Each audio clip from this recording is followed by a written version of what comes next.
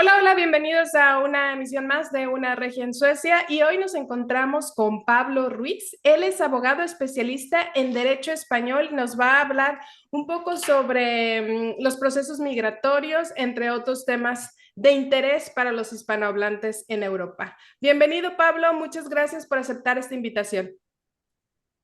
Muchas gracias a ti por la invitación y encantado de poder compartir esta charla contigo. Pablo, cuéntanos, ¿cuáles son los procesos de migración por los que pueden pasar, por ejemplo, los latinoamericanos que se quieren ir a España?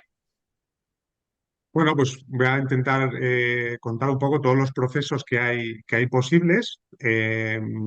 Generalmente los ciudadanos hispanohablantes de Sudamérica que quieren venir a España de una forma regular, digamos, el primer permiso, el más habitual que nosotros tramitamos y siempre recomendamos, es el permiso de residencia y trabajo, eh, para que los ciudadanos puedan venir desde su país de origen a España con un permiso de residencia y trabajo a través de la contratación por parte de una empresa aquí en España. ¿Vale?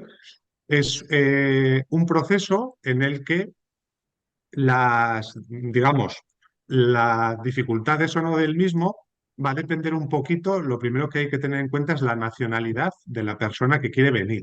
¿Vale? Actualmente, España tiene un convenio especial con dos países de Sudamérica que son Perú y Chile.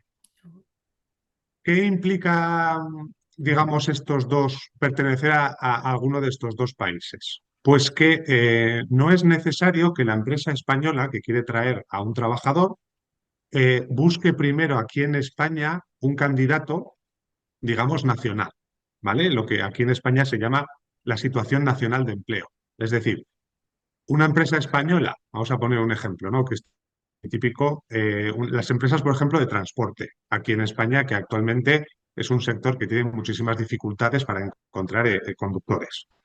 Si una empresa de transporte quiere traer a un ciudadano sudamericano, por ejemplo, para venir a trabajar a España, en el caso de que el candidato no sea de Perú o sea de Chile, esa empresa lo primero que tiene que hacer es publicar aquí en España una oferta pública de empleo para buscar, digamos, ese candidato en España. Y solo en el caso de que el candidato no lo encuentren aquí en España, los servicios públicos de empleo españoles emiten un certificado, que se llama un certificado de insuficiencia de demandantes, y con ese certificado ya te puedes ir a solicitar el permiso de residencia y trabajo para un ciudadano, digamos, por ejemplo, que fuese colombiano. ¿Vale?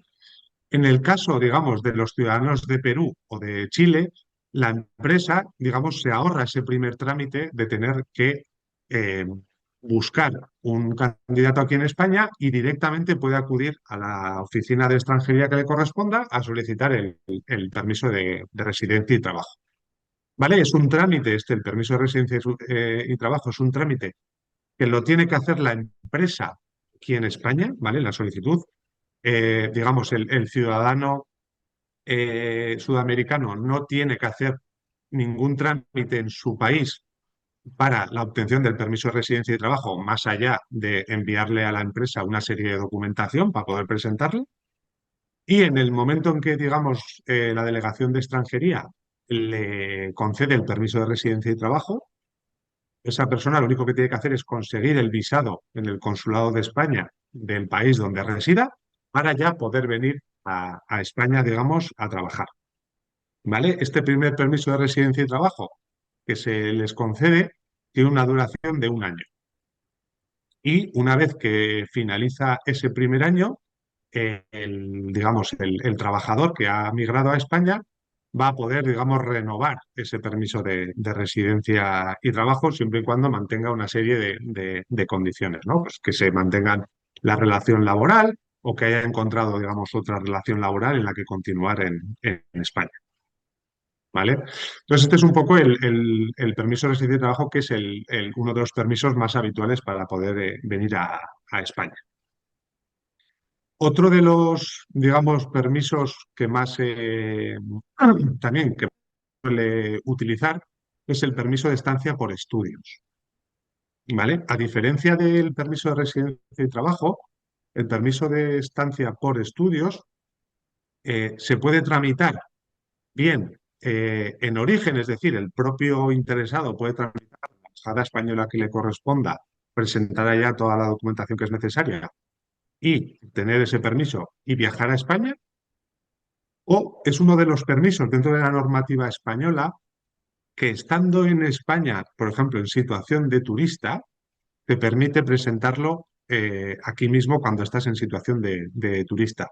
Porque hay una, digamos, una parte es muy importante que hay que tener en cuenta, que es que esa solicitud del permiso de estancia por estudios, cuando se hace desde España, el interesado la tiene que hacer durante hasta los 60 primeros días que está aquí en España, ¿vale? Mm, la normativa habla de hasta que falten, digamos, 30 días para que venza, digamos, su situación regular de turista. Generalmente los permisos las visas de turistas se extienden por un plazo de 3 meses, de 90 días. Entonces, durante esos primeros 60 días es muy importante que el interesado pues presente la documentación, ¿vale? Nosotros, bueno, nos encontramos supuestos de gente que ya está en España y quiere solicitar el permiso de estudios. Y luego nos encontramos también candidatos que quieren venir a estudiar a España, pero están en su país, ¿vale? Nuestra recomendación generalmente en estos casos es que el permiso de estudios lo tramiten desde su país de origen, por una sencilla razón. Porque si llegan a España, presentan el permiso de estancia por estudios, pero por el motivo que sea, la delegación de extranjería les deniega ese permiso, esa estancia por estudios, se van a quedar en una situación, digamos, de irregularidad administrativa aquí en España, ¿no? Entonces, una vez que entras en esa situación de irregularidad, pues es bastante complicado eh, conseguir, digamos, la regularización, ¿no? Si no, tendría que volver a regresar a su país y digamos que todo el proceso se complica, ¿vale? Entonces, eso es un poco, digamos, los dos permisos más habituales a la hora de ingresar a España, ¿no? Con un permiso bien o de residencia y trabajo o con un permiso de estudios. Hay otros permisos, por supuesto, con los que puedes venir. Puedes venir con un permiso de residencia no lucrativa, que se llama, es decir, un permiso con el que no te permite trabajar aquí en España, pero que lo utiliza la gente, por ejemplo, pues para poder estar aquí un primer año residiendo en España. Muchas veces igual tienen familiares aquí, lo que quieren es acompañarles, por ejemplo, durante un año, y es un permiso que les permite una duración inicial de un año, ¿no? Y luego hay otra serie de permisos, pero ya en función un poco de la persona o el tipo de formación que igual tiene, ¿no? Estamos hablando de los permisos de profesionales altamente cualificados, los permisos que están previstos para inversores, investigadores, ¿vale? Ok. Entonces, bueno, pues esto es un poquito los permisos más habituales. Ok, Pablo, al principio nos mencionabas que España tiene un acuerdo con Chile y Perú, ¿verdad? Correcto. Pero ¿qué Sí, pasa con el resto de países en Latinoamérica, como México, por ejemplo, que no entran dentro de este acuerdo? ¿Cómo sería el proceso para un mexicano? el mexicano que quiera, por ejemplo, venir a trabajar a España. Sí, Vale. Lo que te comentaba antes, ¿no? A un mexicano le aplica lo que se llama la situación nacional de empleo. Le aplica no a él, a la empresa, ¿vale? Entonces, una empresa que quiera traer a una persona de México, lo primero que tiene que hacer es publicar una oferta de empleo en la provincia donde la empresa tenga el centro de trabajo donde esa persona vaya a trabajar, y digamos ese perfil lo tiene que buscar primero aquí en España, ¿vale? Entonces, en el caso en el que ese proceso de la oferta pública de empleo, la empresa no encuentra al candidato aquí en España, es en ese momento, a partir de ese momento, cuando puede presentar el permiso de residencia y trabajo para que esa persona de México pueda venir a España a trabajar. Es cierto que hay una serie de catálogos que se llaman aquí en España, catálogos de difícil cobertura, profesiones de difícil cobertura, vamos, el gobierno español emite un listado, digamos, de puestos de trabajo donde ahora mismo se considera que ocuparlos es complicado, ¿vale? Entonces, si la persona que es de México, por ejemplo, va a realizar alguna de las funciones que están dentro de ese catálogo de difícil cobertura, por ejemplo, los carpinteros metálicos, ¿vale? Por ejemplo, es una de las profesiones, o los conductores de camiones grúa.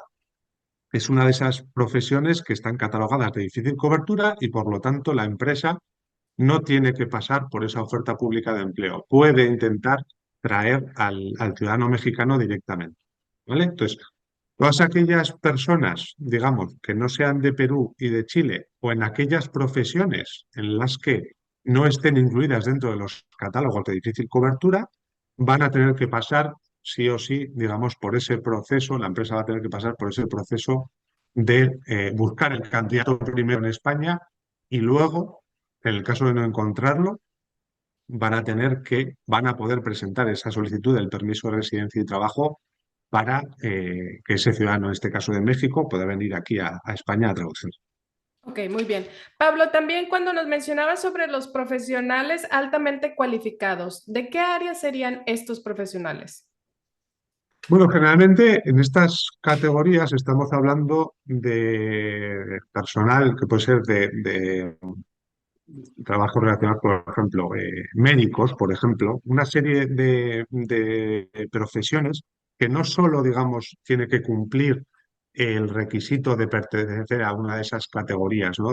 Por ejemplo, un médico, sino que luego también hay que cumplir una serie de requisitos, por ejemplo, en los contratos de trabajo que se van a presentar, hay una serie de salarios brutos mínimos al año, ¿vale? Que esa persona, ese profesional que se le denomina altamente cualificado, va a tener, digamos, la empresa le va a tener que ofrecer una serie de condiciones laborales concretas para poder contratar y tramitar ese permiso de altamente cualificado, ¿vale?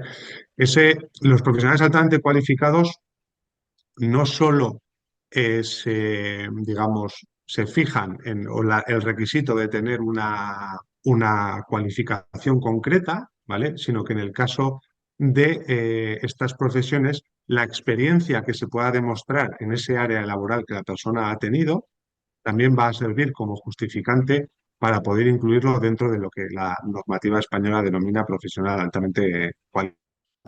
¿Vale? Y luego te comentaba también un poco antes otros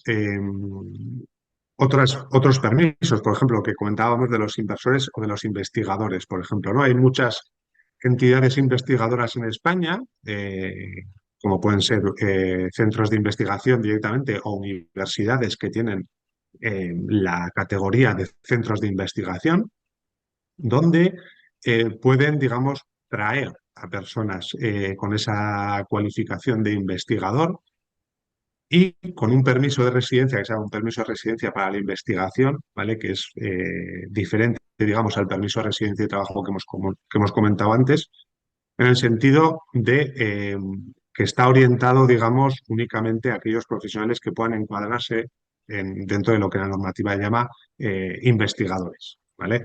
Aquí podemos hablar de gente que tenga, por ejemplo, personas que vayan a hacer un doctorado, que tengan que hacer todo el proceso doctoral, que durante todo ese proceso realizan una investigación de una materia en concreta, o personas, por ejemplo, que tengan ya ese doctorado, lo tengan ya realizado, y luego también entran dentro de esta categoría, por ejemplo, personal docente, ¿vale? Personal docente de universidades o de centros de investigación también que se dedican a la parte de la docencia, también están incluidos dentro de este permiso genérico que se llama para la investigación.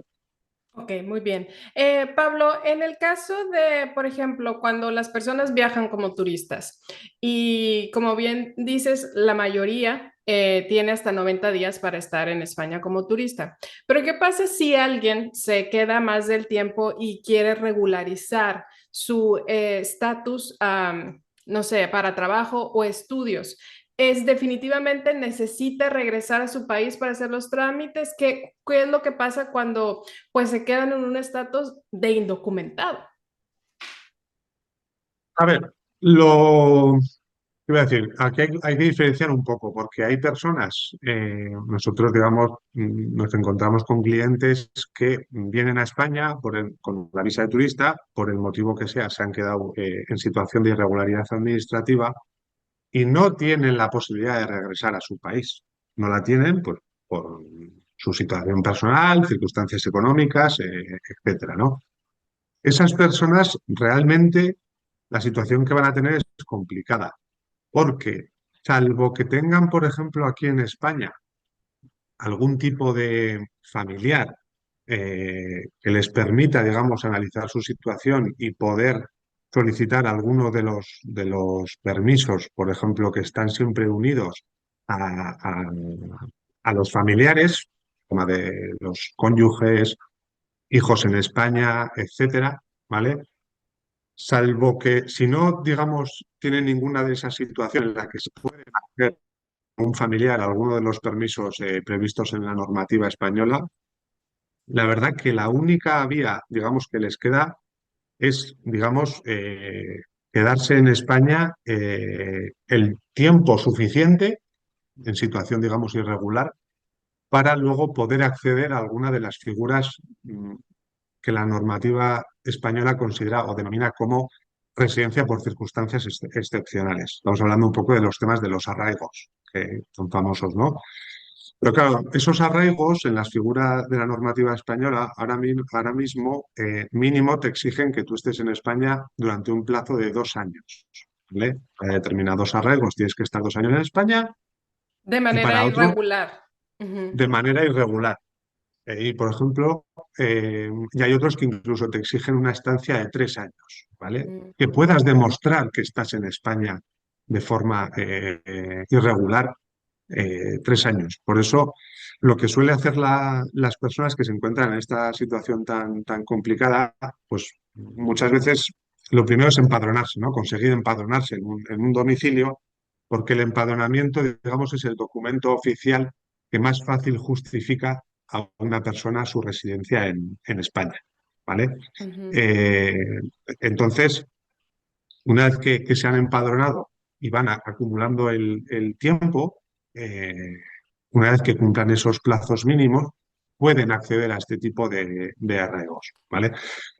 Luego hay otra figura que hay gente que utiliza, pero porque se encuentra en esas circunstancias, que es la figura del asilo político, ¿vale? Pero claro, la figura Sí. del asilo político es una figura que tú puedes acceder siempre y cuando te encuentres en alguna de esas situaciones que la normativa prevé en la que tú puedes solicitar el asilo político aquí en España, ¿no?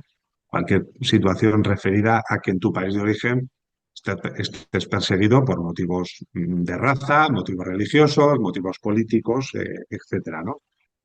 Entonces, la persona, digamos, que se ha quedado aquí o que se le han pasado esos 90 días de turista y no puede, digamos, regularizarse aquí en España, si él puede regresar a su país, sí que es cierto que la recomendación siempre es, oye, puedes regresar a tu país y estando allá tramita o analiza la posibilidad de venir a España otra vez, digamos, con un permiso de residencia legal. Pero si te has quedado aquí de forma irregular y no tienes la posibilidad de volver a tu país, pues lo que te decía, ¿no? O analizas la posibilidad de a través de algún tipo de los familiares que prevé la normativa, poder cogerte alguno de los permisos de reagrupación familiar o arraigo, o no te queda otra alternativa, digamos, que esperar aquí en España en una situación de irregularidad administrativa hasta alcanzar los plazos mínimos y poder, digamos, solicitar alguno de esos arraigos, ¿no? Sí. Y ahorita que mencionabas que una de las formas sería que la gente se empadronara para como evidenciar que están viviendo en España, entonces no se necesita un DNI para poderse empadronar. Para empadronarte no necesitas un DNI. Vamos a ver, el empadronamiento en España es un derecho. Ok, ¿Eh? Las personas, digamos, tienen entiendo. derecho a empadronarse en España. Los requisitos para poder empadronarte, evidentemente, no necesitas un NIE, ¿no? Ese número de identificación de extranjero que se llama. Ujú. lo único que necesitas, digamos, es cumplir los requisitos que exija el ayuntamiento, digamos, de la Ok. localidad donde tú resides para poder empadronarte. Generalmente se suelen presentar contratos, digamos, de alquiler o personas que teniendo una vivienda, un alquiler, autorizan expresamente a esa persona a que se empadrone en ese domicilio. ¿Vale? Entonces, en principio, con el pasaporte, ¿vale? Esas personas con el pasaporte tienen, digamos, todo el derecho a empadronarse en el municipio donde residan. Ok, entiendo. Y otra cosa es también cuando latinoamericanos tienen como pareja un español o una española, ¿no? Ya sea que estén casados o que no estén casados, ¿tienen derecho a hacer su proceso o tienen que estar casados para hacer su proceso de reunificación familiar? Bueno, a ver, la normativa en este caso es amplia en el sentido de que habla siempre de cónyuges, vamos, digamos, de matrimonio o de parejas de hecho, ¿vale? Ujú, O de parejas, lo que se denominan estables, ¿vale? Las parejas de hecho son, digamos, parejas que están registradas oficialmente como una pareja de hecho, ¿vale? Pero que no ha habido, digamos, un matrimonio. Y luego las parejas, el régimen de lo que se denominan las parejas estables son parejas, digamos, que sin estar registradas oficialmente pueden demostrar, digamos, que esa pareja, o sea, que son pareja, que llevan X tiempo, X años con una convivencia común, ¿vale? Entonces, digamos, la normativa prevé esas situaciones, ¿no? Matrimonios, digamos, al uso más tradicional, por decirlo de alguna manera, parejas de hecho y parejas estables. Lo que pasa es que hay que tener, bueno, cuidado cuando tú, digamos, el permiso que tú tienes aquí en España está concedido en base a tu relación con otra persona que tenga un permiso aquí, pues tenemos que tener cuidado a la hora de cómo se va a quedar nuestra situación, pues en el caso de que esa relación, bien sea matrimonial o bien sea de pareja de hecho, por el motivo que sea, pues se desaparezca o se extinga, ¿no? Porque ahí esa persona, digamos, tiene riesgo, va a tener riesgo de poder perder el permiso de residencia que tiene, ujú. ¿vale? Muy bien.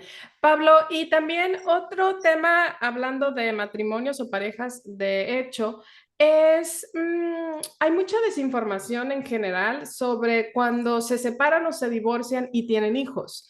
Entonces, muchos dicen que el latinoamericano tiene una desventaja sobre el ciudadano europeo, en este caso el ciudadano español.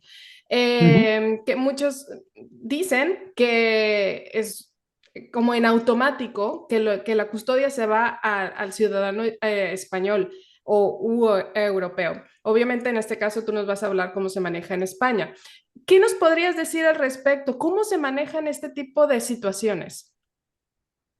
Vale, bueno, un poco lo que te comentaba, ¿no? En este sentido, lo que hay que tener en cuenta es que el ciudadano, por ejemplo, ciudadano o ciudadana de Sudamérica, estamos hablando del supuesto de una relación, por ejemplo, un Sí, matrimonio entre un ciudadano, una ciudadana, digamos, de un tercer país, que no sea español o que no sea comunitario, sí. que esté casado o mantenga una relación de pareja, de hecho, o estable, con un nacional o con un comunitario, ¿vale? Que resida, por ejemplo, en España, ¿vale? Estamos hablando, digamos, de esa situación. A ver, en estos casos, en el momento en el que se produce, por ejemplo, el divorcio o la nulidad matrimonial, ¿vale? Porque la normativa habla de los dos casos. Divorcio es cuando por el motivo que sea esa digamos, unión desaparece, pero también incluye los casos de nulidad matrimonial. Es decir, hay una serie de supuestos en los que el matrimonio, por ejemplo, se considera nulo, ¿vale? Es decir, se considera que nunca ha existido ese matrimonio. Por ejemplo, supuestos en los que a uno de los dos contrayentes le han obligado a casarse, ¿vale? Por ejemplo. Pero bueno, hablando de supuestos de divorcio o de nulidad, lo primero que hay que hacer en el caso de que la persona, por el motivo que sea, extinga ese vínculo, lo primero que hay que analizar es eh, la posibilidad de continuar legal, ¿vale? Y son, digamos, cuatro los supuestos en los que la normativa prevé que la persona, digamos, sudamericana va a poder continuar con el permiso, ¿vale? El primero de los supuestos es siempre y cuando el matrimonio haya durado 3 años y al menos un año hayan estado residiendo en España, ¿vale? Si el matrimonio ha durado 3 años y uno de esos, al menos 3 años, y ha habido uno de residencia en España, es decir, se puede demostrar que la residencia durante un año ha sido en España, la persona, digamos, por mucho que se divorcie, no pierde su tarjeta de residente, ¿vale? Sí que tiene una obligación de comunicar su nueva situación a extranjería en un plazo de 3 meses, ¿vale? Pero si, por ejemplo, vamos a suponer una persona que ha estado casada 4 años y al cuarto año se divorcia, ¿vale? Esa persona, cuando se le venza su tarjeta, va a poder, se le va a renovar su tarjeta. Con esa tarjeta ya no va a aparecer, digamos, el familiar al que está unido o al que estaba unido. Y cuando esa persona, digamos, cumpla por ejemplo, los 5 años de residencia legal en España, va a poder, digamos, saltar a la residencia, por ejemplo, permanente en España, ¿vale? Ese, digamos, es el primer caso.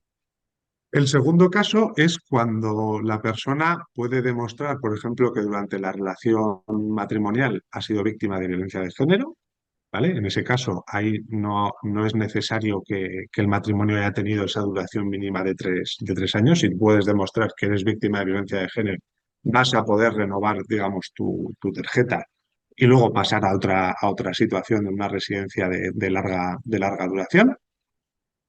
Otro supuesto que es más atípico, pero que también está previsto en la normativa, es que decir que durante esa relación de pareja la persona haya sido víctima de una trata de blancas, ¿vale? Y el último y otro supuesto es que cuando se produce el divorcio, o bien a la persona, por ejemplo, de Sudamérica, se le concede la custodia de los hijos, o no se le ha concedido la custodia de los hijos, pero se le ha concedido un régimen de visitas, ¿vale? En Ujú. esos casos también, eh, más allá de tener que comunicar tu nueva situación a la Delegación de Extranjería en un plazo de 90 días, vas a poder continuar, digamos, con tu tarjeta vigente, ¿vale? Tu tarjeta va a continuar con vigencia aquí en España. Claro, el problema es qué pasa si te divorcias, pero no estás en ninguno de esos supuestos que prevé la normativa. Entonces, ahí, ¿qué pasa? Que la normativa, digamos, te da un plazo para que saltes a otra de las situaciones de residencia o de residencia y trabajo a las que puedes optar estando en España. Pues habría que analizar la situación en la que se queda esa persona, el tiempo que lleva en España y en función de si cumple unos requisitos o cumple otros requisitos, podrá saltar, digamos, de esa tarjeta que tenía de residente de familiar, bien sea nacional o comunitario, saltar a otra de las situaciones de residencia o de residencia y trabajo que prevé la normativa. Claro, puede ocurrir que te divorcies y no cumplas, digamos, ninguno de los requisitos, aunque es complicado, para poder saltar alguna de esas situaciones, ¿vale? Pero, por ejemplo, generalmente una persona, imaginemos que se divorcia a los 2 años, ¿vale? Y no cumple, digamos, ninguno de los otros requisitos. Esa persona que lleva aquí 2 años, ¿vale? Su tarjeta como residente se va a extinguir, pero es cierto que al llevar 2 años residiendo en España, pues va a poder saltar a, por ejemplo, un arraigo para la formación, ¿vale? Eh, o si no, podrá analizar otra de sus situaciones. Pero hay que tener en cuenta, digamos, que en el momento que ese vínculo se extingue por el motivo que sea, hay que comunicarlo a extranjería, ¿vale? Y es importante analizar bien tu situación para, precisamente, digamos, que no te quedes en una situación de irregularidad administrativa, ¿vale? El tema que me comentabas antes un poco del tema de las estudios, ¿no? Esto ya no es un tema, digamos, de la normativa de extranjería, ¿vale? Es un tema ya propio de derecho civil Ujú. español, en el que eh, generalmente, a ver, los divorcios en España digamos, pueden ser, digamos, lo que se denominan divorcios amistosos, por llamarlo de alguna manera, en los que hay un acuerdo de divorcio donde ambos cónyuges acuerdan no solo lo que es la distribución, digamos, del posible patrimonio que puedan tener en conjunto, etcétera, sino que se acuerda también, lo más importante, si tienen hijos, que es quién se queda la custodia, uno de los dos progenitores, o si es una custodia compartida. ¿Vale? Otro supuesto es que en los que, digamos, el divorcio no sea un divorcio, digamos, amistoso, ¿vale? Por ejemplo, de alguna manera, y ahí ya se entra, digamos, en una pelea, digamos, judicial por el tema del convenio regulatorio del divorcio, ¿no? Es decir, el tema de las custodias, etcétera. No sería justo decir tampoco que una persona, digamos, de extranjera que está aquí con un permiso de residencia, simplemente de hecho por el hecho de ser extranjero, tiene más probabilidades de que no le concedan la custodia, ¿vale? Ya te digo, yo aquí hay que ser muy cauto en cada caso, pero evidentemente los regímenes de custodia van a depender de la situación familiar, de la situación personal de esas personas, ¿no? Porque generalmente la persona que está con este régimen, lo más habitual es que esté trabajando en España, tenga un puesto de trabajo fijo, digamos, una situación familiar o económica normal y por lo tanto va a poder atender las necesidades de sus hijos, ¿no? Entonces, no hay digamos, el ser extranjero no es un concepto o una situación que se analice, ¿no? Dentro del reparto, digamos, o de la asignación de la custodia, ¿vale? Es decir, no un nacional tiene más puntos, por llamarlo de alguna manera, que un extranjero a la hora de una custodia. Es decir, si el marido español, desde luego, imaginemos una situación en la que la persona extranjera es la que trabaja, la persona nacional no trabaja, o tiene una situación complicada por el motivo que sea, desde luego esa persona extranjera va a tener muchas más posibilidades de que le den la custodia, ¿eh? Pero ya te digo, ese tipo de trámites es un poco, hay que verlo cada caso, ¿vale? Cada caso en concreto, pero no hay una desventaja por tener una condición de no ser un nacional de España o de o no ser un ciudadano comunitario de España. Claro. En el caso que mencionabas del trabajo, si no se tuviera un trabajo por la razón que fuera, sí es algo que afecta por la cuestión de que no puedes proveer a los menores con las necesidades que ellos tienen. A ver, evidentemente no tener un trabajo es una situación que no ayuda dentro de un proceso de divorcio, ¿vale? Pero el trabajo, el tener o no tener trabajo, no es el único criterio que se tiene en cuenta a la hora de determinar eh, quién va a tener la custodia, ¿no? de un hijo, ¿vale? De hecho, yo conozco muchos casos de matrimonios que se separan y uno de los dos cónyuges no tiene trabajo y a esa persona no se le niega una custodia compartida, no se le niega, ¿vale? Porque entran otros factores como puede ser el arraigo social o el arraigo familiar que tenga esa persona aquí en España, ¿vale? Puede una persona extranjera, una mujer extranjera se divorcia aquí en España y en el momento del divorcio no tenga un trabajo, pero puede ser perfectamente que esa persona tenga un apoyo familiar o un apoyo social aquí en España. Puede ser que tenga padres aquí o en su país de origen que de forma recurrente le pueden ayudar económicamente. Luego también está, y claro, no te puedes olvidar de la figura del menor. Claro, el menor, su situación, su relación con ambos progenitores también se tiene en cuenta, ¿no? Y se valora mucho el hecho de que un menor de edad tiene, digamos, que tener una relación, una situación de divorcio en términos generales, una situación de relación tanto con el padre como con la madre. ¿Eh? Claro. Entonces, no es un requisito, digamos, que dices que si no tienes trabajo, ya automáticamente te van a quitar la custodia de tus hijos. No. Ok, Quitar la custodia de un hijo a un padre o a una madre se tienen que dar circunstancias muy graves para que claro, se le quite la custodia. Se le claro. quite la custodia. Y rápidamente, Pablo, antes de que se nos termine el tiempo, hay algunos extranjeros, porque lo he escuchado, que creen que en un momento de divorcio ellos pueden agarrar a sus hijos y llevárselos a su país, que entiendo que no debería de ser así por lo que justamente estás mencionando tú ahorita. El menor tiene derecho a tener contacto con ambos padres. Entonces, sí, ellos nacieron y han crecido los primeros años o la edad que tengan, en Sí. España, ellos tienen derecho a quedarse en España, pero es por ellos, no por una cuestión de los padres.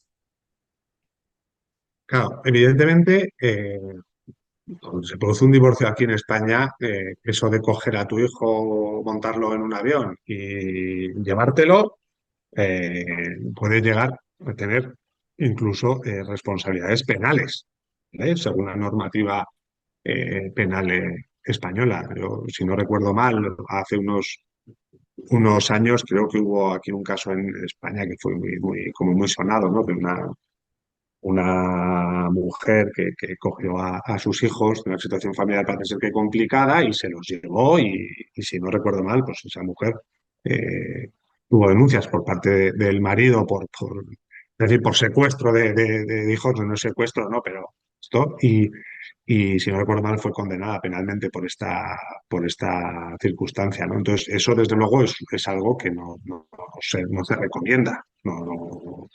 Eh, no se recomienda hacer eso, ¿no? Por las implicaciones que pueden tener. Entonces, ya te digo, en ese caso, en las situaciones de divorcio, al final, lo que va a primar, sobre todo, muchas veces en esa relación entre las dos personas y en ese convenio, y en esto es la protección del menor de edad, ¿vale? El dónde resida el menor de edad, que digamos todos los acuerdos a los que se lleguen y todas las circunstancias que rodean ese divorcio o esa separación estén, digamos, vinculadas o dirigidas a que el menor sufra, digamos, lo menos posible. ¿Vale? Claro. Pablo, pues te agradezco mucho. ¿Nos podrías dar los medios de contacto si la gente quisiera contratar sus servicios? Sí, bueno, nosotros, bueno, estamos aquí en Pamplona, en Navarra, pero bueno, podemos trabajar en toda España.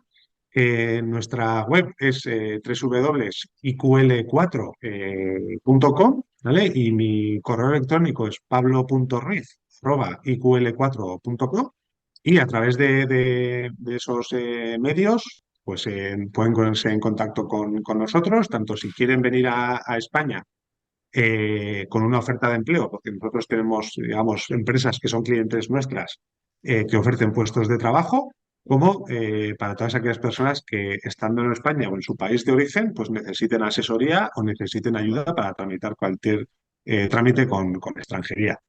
Y agradecerte el tiempo y la disponibilidad. Gracias, Pablo.